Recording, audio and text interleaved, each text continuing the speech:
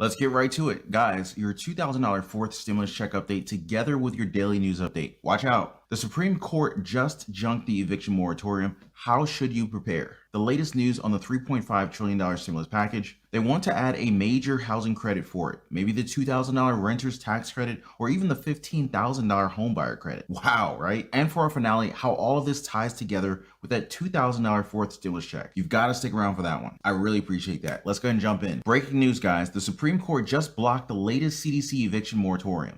Demia Burse could soon have nowhere to go. We'll be staying at the car if we can't get any assistance. We first spoke to her during when the CDC moratorium was extended. She is one of more than 8 million Americans who are behind on their rent. Overnight, the Supreme Court blocked an eviction moratorium issued by the Centers for Control, meant to protect renters like her until early October. My heart dropped. It was like, wow, on top of everything that's going on, this added more pressure. In a 6-3 opinion, the court said the CDC does not have the authority to keep the moratorium going. A reversal the White House calls disappointing. What we're trying to do here is prevent people from being evicted from their homes. But a group of realtors argued before the Supreme Court that landlords have lost as much as $19 billion a month since the moratorium began. I will be going down to the courts on Monday, and I will be actually submitting eviction paperwork on every single tenant that owes me money to date.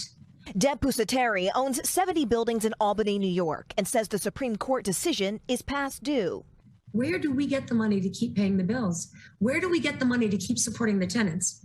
Who's going to pay back the debt that I've incurred? Meanwhile, states are currently working to distribute the first half of the $46 billion of emergency funds that have been approved by Congress. But the Treasury Department announced Wednesday that only 20% of that money has actually made it to renters, leaving renters like Burse racing against the clock.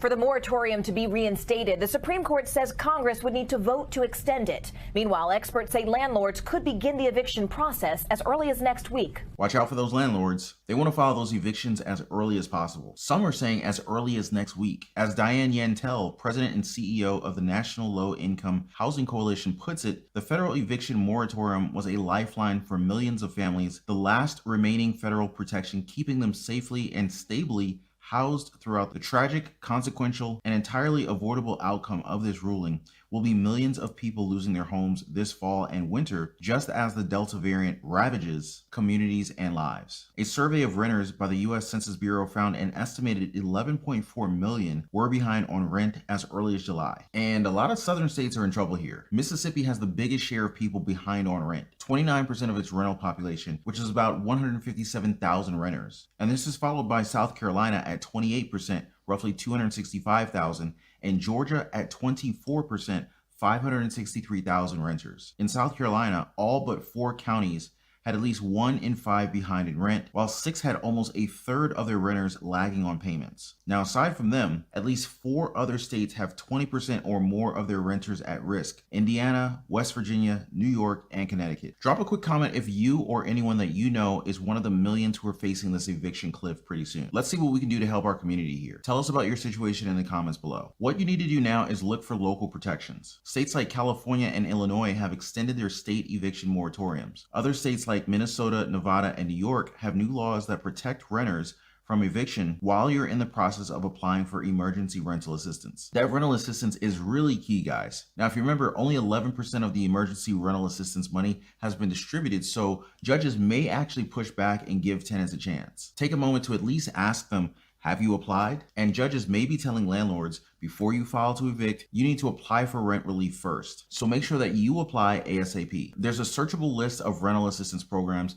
at the U.S. Treasury and another one that's managed by the National Low Income Housing Coalition. Just look those up on Google and you should be able to find those pretty easily. Now, apart from that, you can contact your local legal aid organization. The best the White House can do now is to call for state or local eviction moratoriums. That's what White House officials did right after the ruling. Top Biden officials co-wrote a letter to local and state governments saying no one should be evicted before they have a chance to apply for rental assistance, and no eviction should move forward until the application has been processed. We are encouraging all other states and local governments to use their legal authorities to appropriately put in place or extend their own eviction moratoriums. These are some pretty big names behind these words. Treasury Secretary Janet Yellen, Housing and Urban Development Secretary Marcia Fudge, and Attorney General Merrick Garland. Taking action already is New York's new governor, Kathy Hochul, who's in talks with the leaders of the state Senate and the state assembly about calling a special session to address these impending evictions. Now, according to her statement, our teams will be working through the weekend to address how best to deliver relief to renters and homeowners in need as quickly as possible. The Supreme Court's official ruling declared Congress was on notice that a further extension would almost surely require new legislation, yet it failed to act in the several weeks leading up to the moratorium's expiration. That's what some lawmakers are picking up as a call to action, especially Representative Cori Bush, who's taking this issue personally as someone who has been evicted and homeless herself before she became a U.S. Congresswoman. Here's her latest tweet. We were outside the Capitol for 5 days. Rain, heat, cold. If they think this partisan ruling is going to stop us from fighting to keep people housed, they're wrong. Congress needs to act immediately for every unhoused or soon-to-be unhoused person in our districts. Now, if you remember, she fought very hard for us when the House of Representatives called it a day on the eviction moratorium and packed it up for the August recess. She stayed on the Capitol steps for 5 whole days until they did something. Thanks to her and the support that she rallied, President Biden and the CDC released the new eviction moratorium for us. Here's what she's planning so far. So this has bought Congress some time to see what it is that we need to do. One issue that we have is this $40+ billion that is sitting in those state and those local government coffers that we need to get out to the people. We need to get it out and see where we are, believing that this will help to get people to get the country back on track as far as those that are looking, that are possibly facing evictions. But we need to move that. We need to get that out so that we can see what we still have. And then, we're working on some things. I think it has to be tackled in a number of ways. We have to look at who we have, what the housing crisis looks like already, and tackle that. That's why I introduced a week ago the Unhoused Bill of Rights, to make sure that we have the protections, the human rights, the civil rights protections for those who are unhoused, and how we make sure that we end this crisis of homelessness, of houselessness, by 2025. But then also, moving forward, Congress has to look at what we can do right now to be able to make sure that after October 3rd, that we have exhausted all the money that's in the coffers, so that we can go ahead and work to make sure that the people have a footing coming up by December. I'm excited to see what they come up with this time. I promise, guys, I've got you covered. We'll keep you posted on all of this and all other related stimulus news in my coming videos. Subscribe to the channel, hit that notification bell, that way you don't miss out on any important information. Share this with your friends and your loved ones. Point, the new housing stimulus House Democrats are angling to include in the $3.5 trillion stimulus package in the works right now. A group of more than 100 House Democrats wrote a letter to House leaders to urge them to include an expansion of the low-income housing tax credit in the $3.5 trillion stimulus package. Now, according to their letter, now is the time to expand and improve the housing credit to tackle America's affordable housing crisis in a meaningful way that leads to stronger and more productive communities, greater economic mobility and job growth, as well as better educational and health outcomes.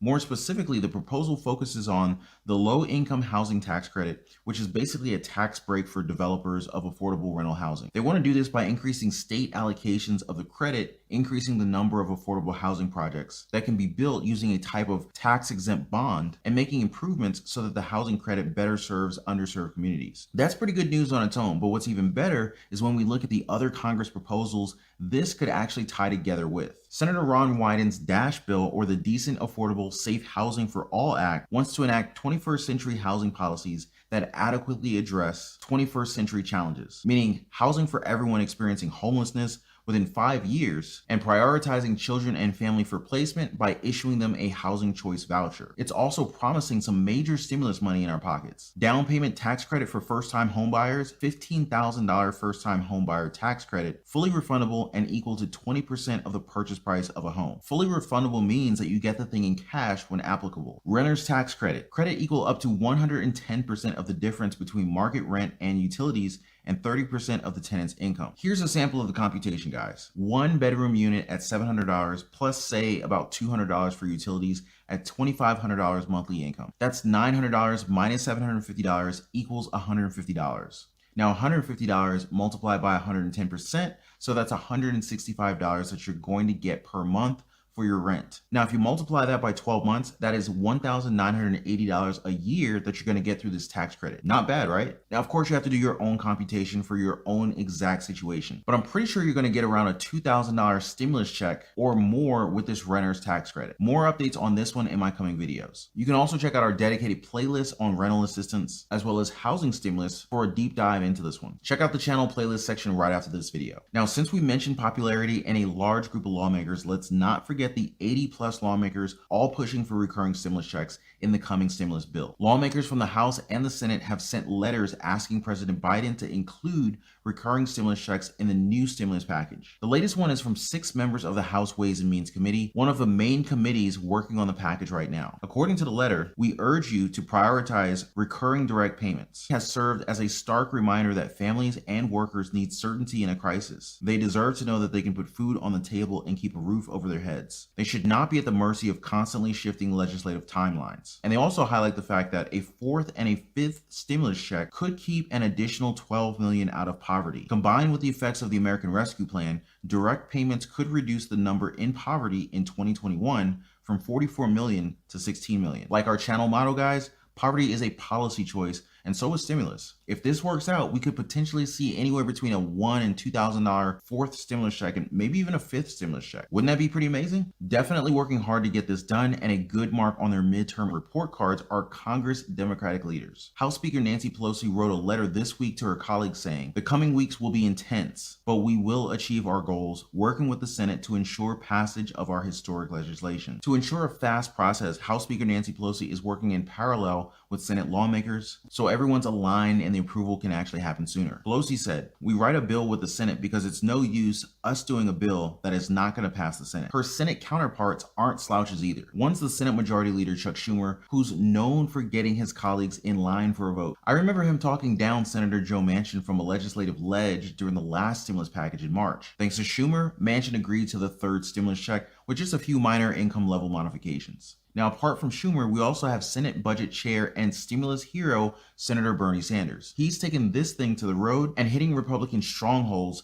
to personally pitch the $3.5 trillion stimulus deal for the people. Now, according to him, while it will have no Republican support in Washington, Democrats, independents, and working class Republicans all over the country support our plan to finally invest in the long neglected needs of working families. I very much look forward to hearing from some of them, and he is not afraid of the centrist naysayers either. He even said that he's open to taking the roadshow to Manchin's and Sinema's home states just to get this done. Now, according to Bernie, at the end of the day, every Democrat understands that this is terribly important, that we support the president's agenda. And most of these ideas came from the White House. This is transformative for the American people. It is the right thing to do, and it's politically popular. Now, we're highlighting that popular part as Democrats would most likely need the popularity of this stimulus package and even the popularity of the 4th stimulus checks in time for the midterm of next year. Now, according to a USA Today Suffolk University survey released on Wednesday, a majority of Americans support the $3.5 trillion reconciliation package. Even bigger than that is the Change.org petition that's set to be one of the platform's most influential petitions in history, the petition for $2,000 monthly stimulus checks. So far, it's gathered 2.8 million signatures, and it's just a hop, skip, and a jump away from that 3 million signature mark. You can't really get any more popular than that, guys. So what I'm saying here is that the Democrats really have to step up their stimulus game if they want to keep their precious Congress majorities come next year. But what are you guys thinking here? Can we expect a 4th stimulus check from all this? Drop a comment down below so we can talk about this more. And I'll be sure to keep you guys posted with all of the stimulus news in my coming videos. We also have that very special investor report on Gold/Gold. This could be your first step toward a debt-free life and financial independence. Comment down below if you would love to be debt-free. And there you go, guys. That's your $2,000 4th stimulus check update.